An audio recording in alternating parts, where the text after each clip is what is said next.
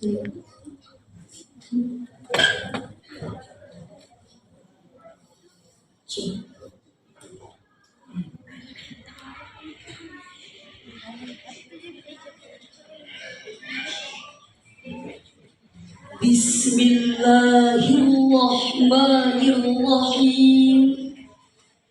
Assalamualaikum warahmatullahi wabarakatuh. Waalaikumsalam warahmatullahi wabarakatuh.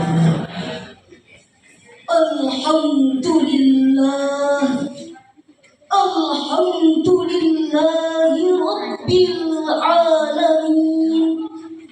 Assalatu wassalamu ala sayyidina Muhammad sallallahu wasallam ala nabi sayyidina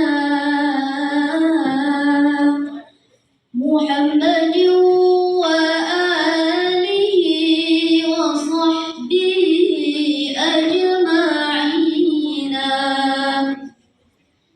Sallallahu wasallam ala nabi sayyidina Muhammadin wa alihi wa sahbihi ajma'ina. Wa ala alihi wa sahbihi ajma'in. Amma ba'du. Dewan Hakim yang arif dan bijaksana, hadir pemuda harapan bangsa dan pemudi harapan ibu berdiri. Rundungan atau populer disebut budi kian marak seiring berkembang pesatnya media sosial atau medsos. Budi tak jarang dilakukan oleh akun-akun palsu yang mengatasnamakan orang-orang tertentu. Semua bentuk-bentuk penindasan dan kekerasan dilakukan oleh sekelompok atau satu orang. Hal ini dilakukan dengan sengaja oleh orang-orang yang lebih berkuasa atau lebih kuat daripada orang yang lain. Perundungan datang dalam berbagai bentuk seperti physical bullying, verbal bullying, mental bullying, serta cyber bullying. Di dalam penelitian yang dilakukan oleh Mareta et al., jika diartikan, kutipan tersebut mengatakan bagaimana kita harus berhati-hati dengan apa yang akan kita katakan. Mengapa hadirin? Karena bisa saja kita mengucapkan sesuatu yang menyakitkan dalam 10 detik, namun 10 tahun kemudian lukanya masih ada. Beranjak dari tekad inilah tergugahlah hati kami menyampaikan syarahan Al-Quran yang akan kami kemas secara rapi dan kami bahas secara mendalam dengan judul syarahan kami, Mengeliminasi Perundungan di Kalangan Remaja dengan landasan Al-Quran. Surah Al-Ahzab ayat 58 yang berbunyi sebagai berikut.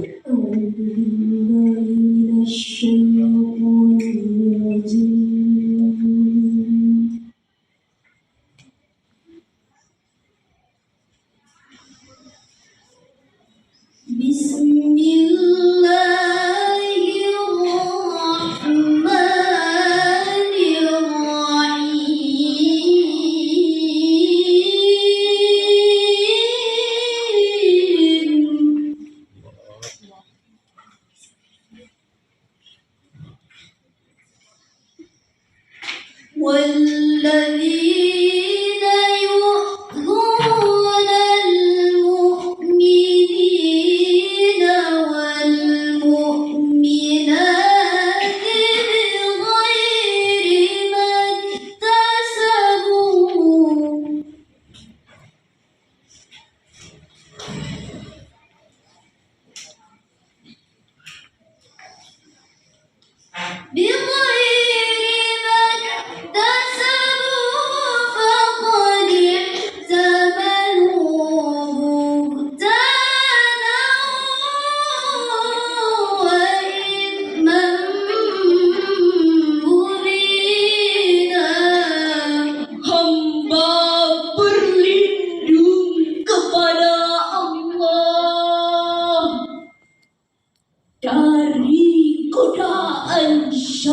Fir'aun yang terkutuk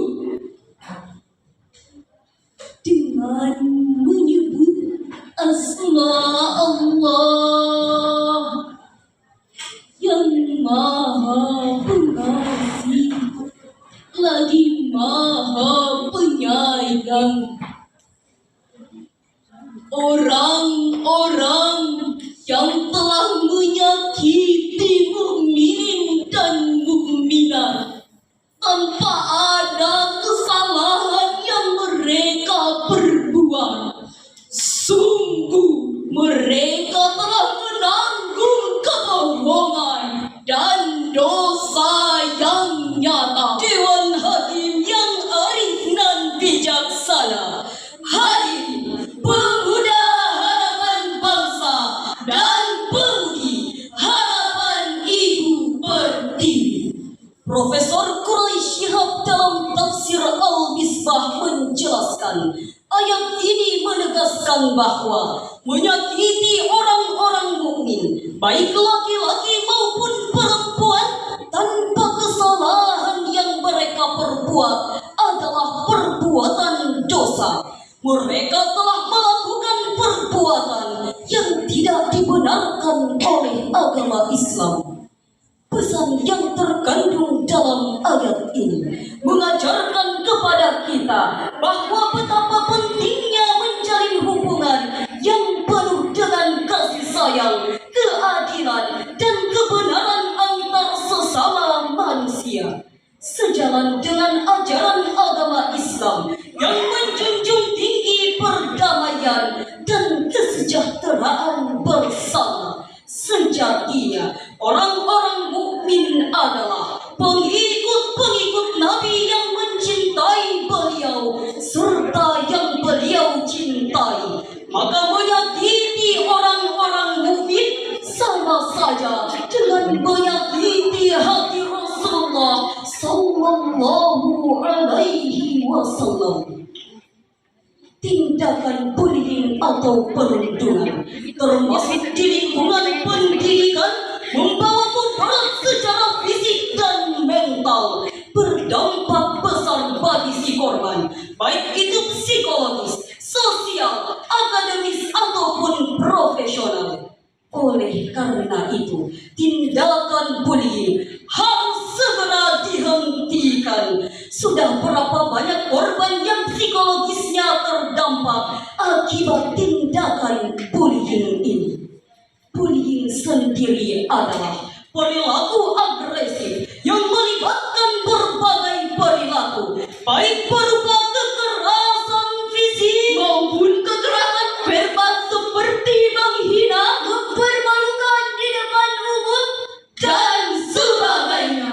Selain itu juga hadirin sekalian, masih banyak faktor yang menjadi penyebab dari tindakan perundungan, seperti di lingkungan keluarga, lingkungan sekolah, faktor teman sebaya, maupun tayangan televisi atau media cetak. Rasulullah Sallallahu Alaihi Wasallam pernah bersabda, "Al-Muslimu man salama al-muslimuna min lisani wa yadi." Seorang disebut muslim manakala orang muslim lainnya selamat dari lisan dan tangan. Dewan Hakim yang arif dan bijaksana, hadirin pemuda harapan bangsa dan pemudi harapan Ibu Pertiwi. Tegas sekali hadis yang disebutkan tadi mengajak kita supaya menjaga ucapan kita.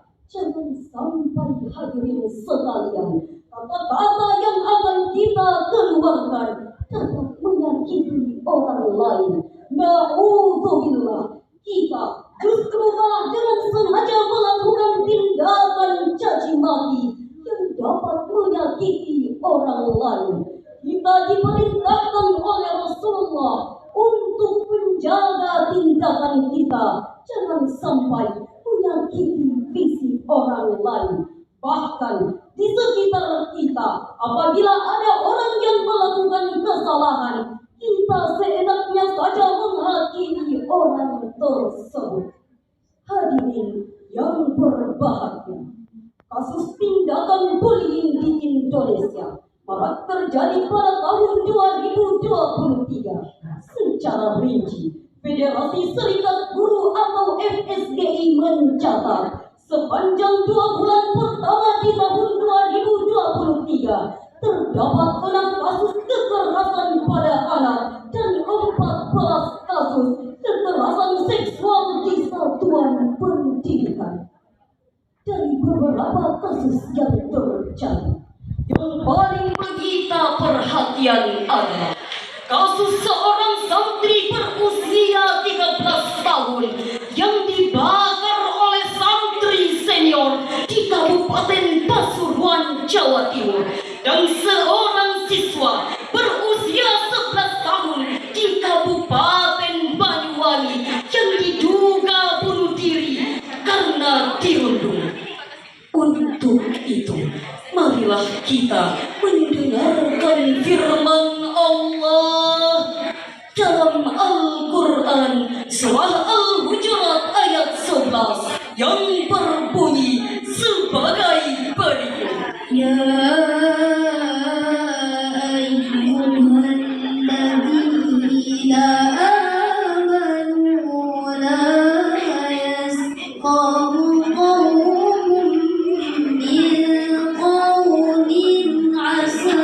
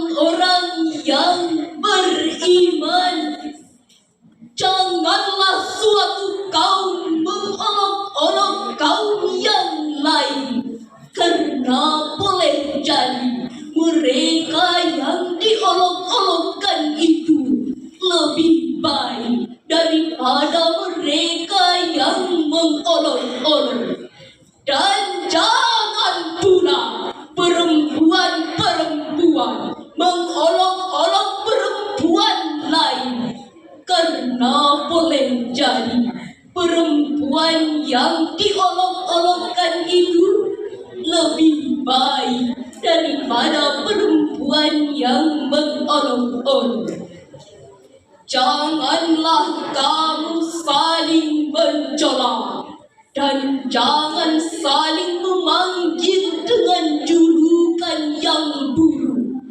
Seburuk-buruk panggilan adalah panggilan fasik.